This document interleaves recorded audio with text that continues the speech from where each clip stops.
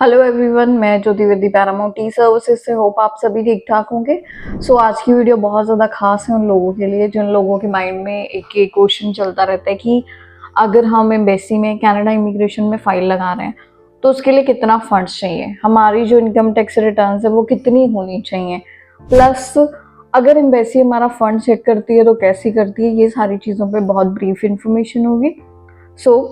इसमें मैं आपको क्लियर करूंगी। और ये साथ में एक पर्सन है जसविंदर सिंह, जिन्होंने कमेंट में ये पूछा भी था कि मैम कनाडा के लिए कितना फंड होना चाहिए, लास्ट की 2 ITRs कितनी होनी चाहिए, और अगर आपका बैंक अकाउंट चेक होता है एम्बेसी के द्वारा तो दूसरा फंड कैसे मेंटेन करनी चाहिए, इस पे थोड़ा आपको ब्रीफ चाहिए था।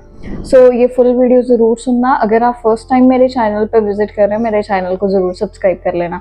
तो जहाँ पे बात आती है कनाडा के लिए फंड्स कितना होना चाहिए, तो ये वैसे मैं काफ़ी टाइम पहले भी ब्रीफ कर चुकी हूँ आप लोगों को कि जो एक विजिटर वीज़ा होता है ना, विजिटर मीन्स आप एक टेम्परेरी बेस पे कुछ थोड़े से दिनों के लिए कनाडा विजिट करना चाहते हो, ठीक है। जैसे कि जितने भी लॉन्ग टर्म वीज़ाज है, लॉन्ग टर्म मीन्स जैसे स्टूडेंट वीज़ा है, उसमें जब आप एप्लीकेशन लगाते हो एम्बेसी ने एक हमें क्लियर कट सा सिनेरियो दिया हुआ है। मतलब आपको स्टूडेंट वीज़ा पे $20,638 जो है वो आपको 283 आई थिंक है, तो आपको इतने डॉलर जो है वहाँ पे ट्रांसफ़र करने हैं पहले, वीज़ा लगने से पहले।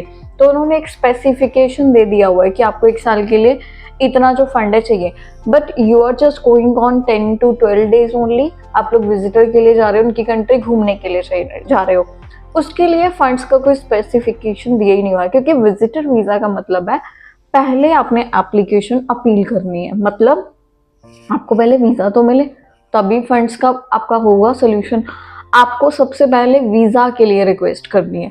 वीज़ा के लिए रिक्वेस्ट के लिए हमें सिर्फ 6 मंथ का स्टेटमेंट चाहिए होता है, जिसमें कुछ टर्नओवर्स जितनी आप लॉजिकली कर रहे हो, 3, 4, 5, 10 जितनी भी मंथली ट्रांजेक्शन कर रहे हो, डजंट मीन्स वो आपकी होनी चाहिए। उस तरीके से आपको एक प्रेजेंटेशन देना है। 4 से 6 महीने की बैंक स्टेटमेंट चाहिए। लास्ट 2 ITRs, मतलब अगर आपने बिजनेस अभी स्टार्टअप भी किया है तो आप लोगों को पता है कि पहले स्लैब 5 तक होती थी, अब कई बिजनेस को 7 तक भी स्लैब मिलने लगी है। तो आपको नेचुरली ये पहली ही ITR पे आपको जो है टैक्स नहीं इतना पे करना पड़ता। आपका जितना इनकम जा रहा है उस अकॉर्डिंगली आप टैक्स भरो, ठीक है। डजंट मैटर अगर वो नील की भी जा रही हैं तो वो काउंटेड नहीं होंगी, बिल्कुल काउंट होगी। इनकम टैक्स रिटर्न्स तो आप भर ही रहे हो, ठीक है। और थर्ड वन की जैसे एम्बेसी आपका जो बैंक बैलेंस है कैसे चेक करती है। देखो एम्बेसी ने कोई रिक्वायरमेंट तो बताई नहीं है विजिटर के लिए, तो इट मीन्स सिर्फ वो बैंक की ट्रांजेक्शन देख रही है कि जो एक पर्सन है यहाँ पे उसकी क्या स्टेबिलिटी है, उस बैंक स्टेटमेंट को वेरीफाई से पता चल जाता है।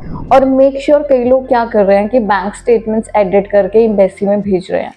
अब लास्ट ऑन हमारे पास ही एक केस आया था पर्सन का, उन्होंने क्या किया था कि जो बैंक स्टेटमेंट था वो एडिट करके एम्बेसी में लगवा दिया, राइट। बाद में एम्बेसी ने चेक कर लिया। देखो कई बार होता है कि एप्लीकेशन ना चेक हो, बट अगर आपने गलत फाइल किया हो और वो चेक हो जाए तो उस चीज़ का बहुत बड़ा लॉस आपको होगा। एक पर्सन ने क्या किया, बैंक से एडिट नहीं, मतलब उसने खुद ही PDF एडिट किया। वी डोंट नो कैसे मेंटेन किया, क्या किया होगा। क्लाइंट खुद आके बता रहा था कि मैंने एडिट करके लगाया था।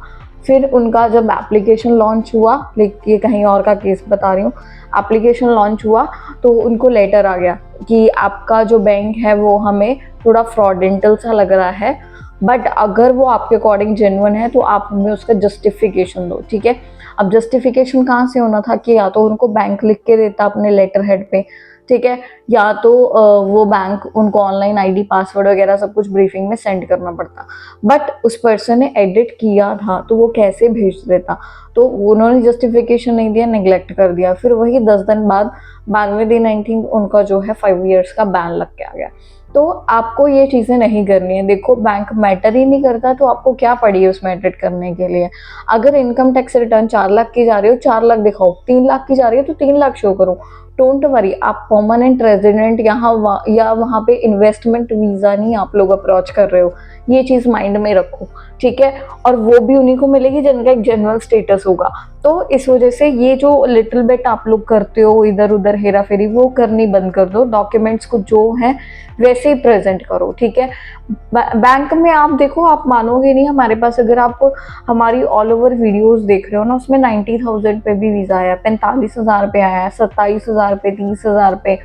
अभी लेटेस्ट बता रही हूँ, 1,32,000 में 2 वीजे आए हैं कपल के, मतलब कपल के एक ही बैंक स्टेटमेंट पे अप्लाई किया था, 1,32,000 पे वीजा आया 2 पर्सन्स का। तो आप खुद देख लो कितना फंड डिवाइड करके उनके हिस्से में आता है। तो आपको एप्लीकेशन लगाना है, पहले रिक्वेस्ट वीजा की करनी है, फिर उसके बाद जो एयरपोर्ट क्रॉसिंग की फॉर्मेलिटीज हैं, वीजा स्टिकर होने के बाद आपको उस चीज को प्रिपेयर्ड करना है।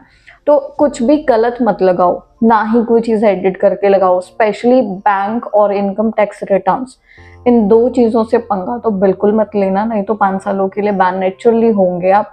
फिर उसके बाद भी बहुत सारे लॉन्ग टर्म की जस्टिफिकेशंस दे के वो बैन खत्म होने के बाद फिर वीजा मिलेगा। तो ये चीज बेटर है कि आप लोग इन चीजों को ट्रांसपेरेंट थोड़ा प्रोसेस करो और ट्राई किया करो। जो लोग अकेले पासपोर्ट आधार कार्ड पे एप्लीकेशंस लॉन्च कर रहे हैं, उनसे मत एप्लीकेशंस लगाओ, आज नहीं तो कल आपको उसकी भरपाई करनी पड़ेगी। कंसल्टेंट का कुछ नहीं जाएगा, वो गेम खेल रहे हैं, आपकी लॉटरीज डाल रहे हैं, निकल आई तो उनका गुड लक, उनको 15, 25, 45 जो भी उन्होंने रखा होगा उनको मिल जाएगा, बड़ा आप लोगों का करियर स्पॉइल हो रहा है। तो बेटर है उनसे एप्लीकेशन लगाओ जो आपके डॉक्यूमेंट्स पे प्रोसीडिंग करवा के दे। हम तो कुछ नहीं चेंज करते हैं, जो बंदा अनएम्प्लॉयड है उसको अनएम्प्लॉयड शो करें, उसको भी तो वीजा मिल ही रहा है। क्योंकि जब आप सच बोलते हो इमिग्रेशन को, ये चीज क्लियर होती है कि बंदे, ये लोग ग्रीड नहीं है। जो बंदा अपनी एप्लीकेशन को बढ़ा चढ़ा के बताएगा ना, उनको पता लग जाता है ये वीजा डिमांडिंग पर्सन है। तो बेटर है जो नेचुरल है वो नेचुरल प्रोसेस के थ्रू आप लोग प्रेजेंट करो, ताकि आपको सक्सेस रेशियो हाईएस्ट मिले। ऐसे ही हमारा सक्सेस रेशियो हाईएस्ट नहीं है, सारी चीज़ें ट्रांसपेरेंट और सच के बेस पे लगाते हैं, तो इसी वजह से हमें जो वीज़ा है वो ग्रांट हो रहे हैं, उन लोगों के भी जिन लोगों को कंसल्टेंट्स ने मना किया होता है। सो अगर आप भी आज एक ट्रांसपेरेंट प्रोसेस लगवाना चाहते हैं, ट्रांसपेरेंट तरीके से एप्लीकेशन लगवाना चाहते हैं, अपनी एप्लीकेशन में एक भी डॉक्यूमेंट फेक नहीं लगवाना चाहते हैं, तो उसके लिए हमारी सर्विसेज को कांटेक्ट करिए, ऑनलाइन एप्लीकेशन एक्सेस करवाइए, ऑफिस विजिट करिए, अपने डॉक्यूमेंट्स लेके, प्रॉपर गाइडेंस लेके, अपनी तसल्ली करके फिर एप्लीकेशंस को अप्लाई करिए। Thank you.